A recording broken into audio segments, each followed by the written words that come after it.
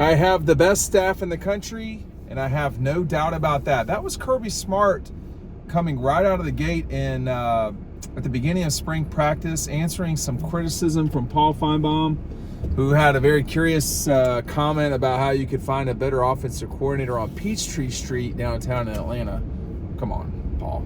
But anyway, that was Kirby's response to some of the grief that Mike Bobo specifically, but Stacey Searles as well, got over have been getting over the offseason. Look, it's part of the game. It's part of what's happening. It is what it is. You're going to have a staff get criticized when they don't produce the way that people want them to. There's validity in the criticism.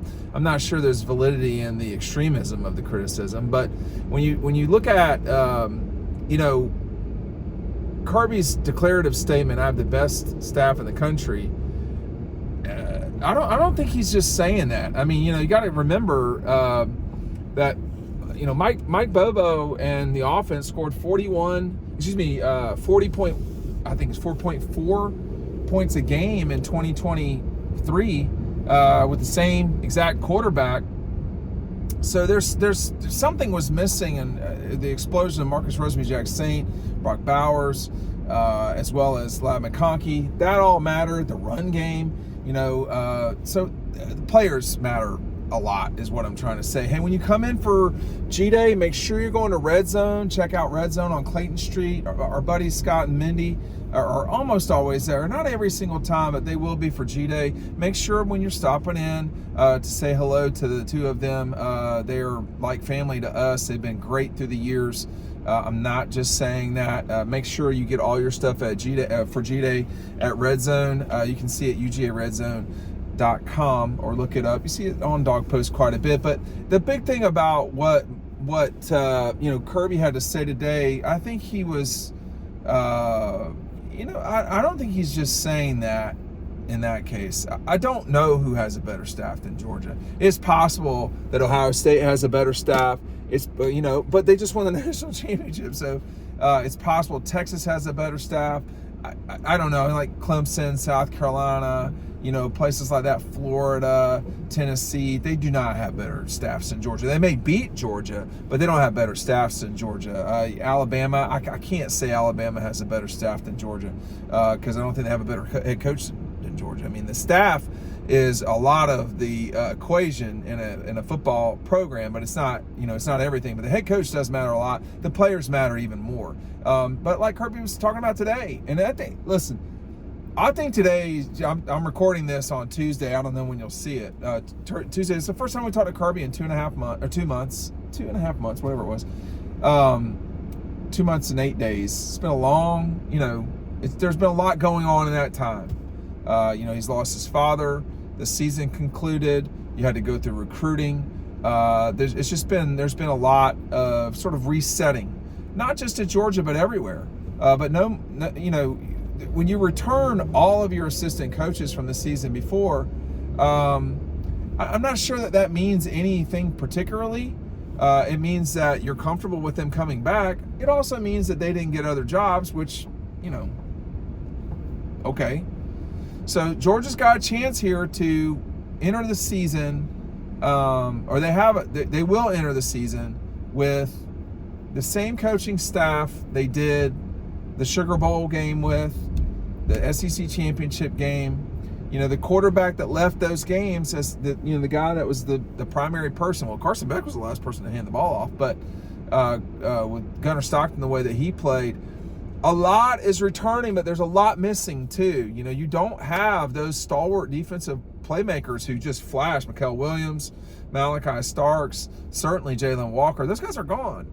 And so there's going to be some movement there. But I think, Trey Scott has proven what he can do in terms of player development and so forth. And I just get text messages from time to time that I need to check. But I think it was a declarative statement. I don't know if I am qualified to say if Georgia has the best staff. I certainly would not dispute it. I think, when you look at the powerhouses of this sport are always going to have really good staffs.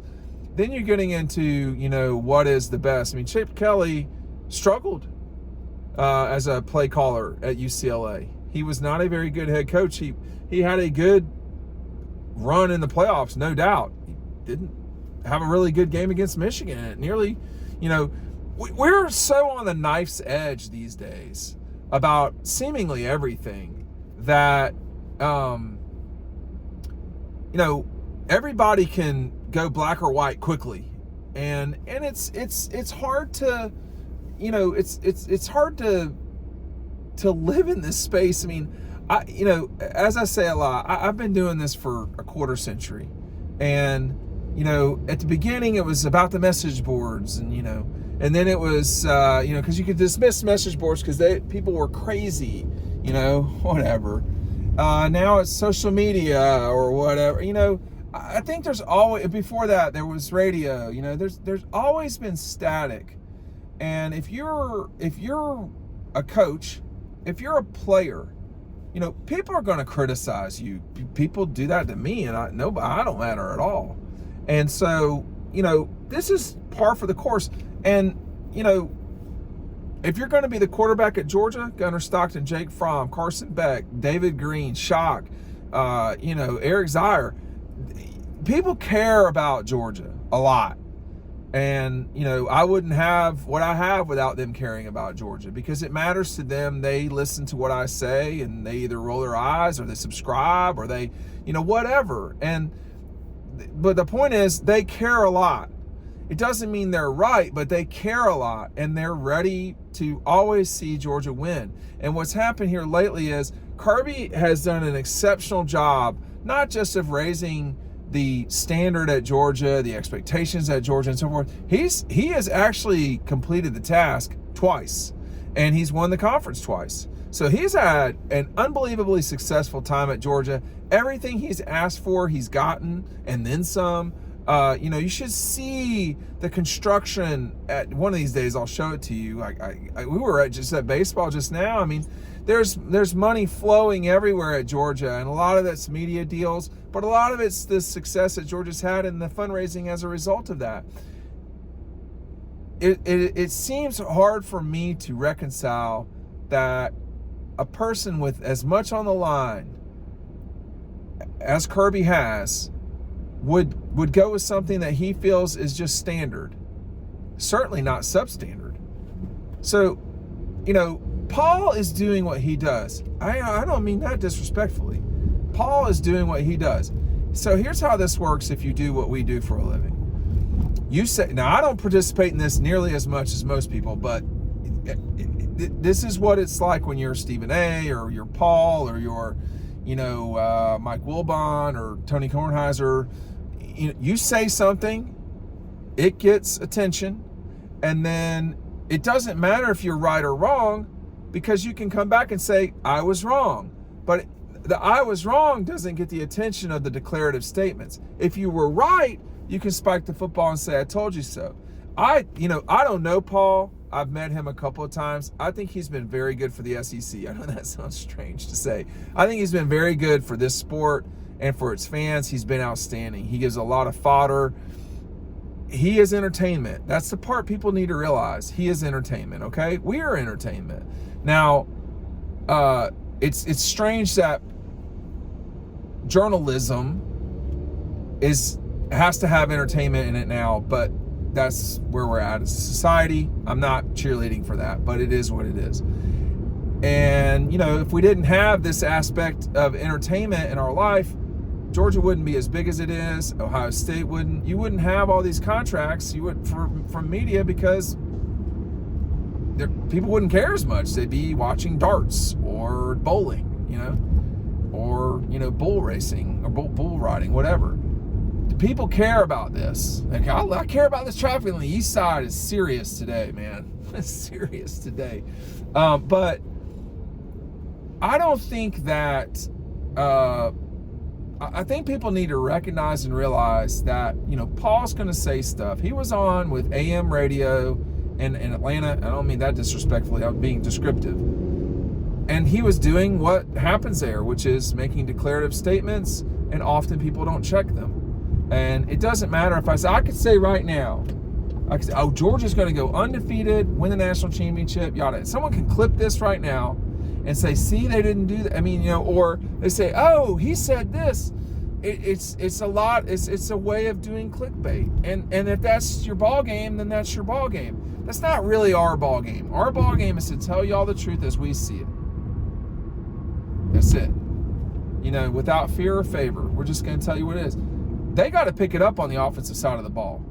That's just all there is to it. Georgia has got to be more explosive doesn't have to be in the passing game. They've got to be more explosive, number one. Number two, the run game's got to be steadier.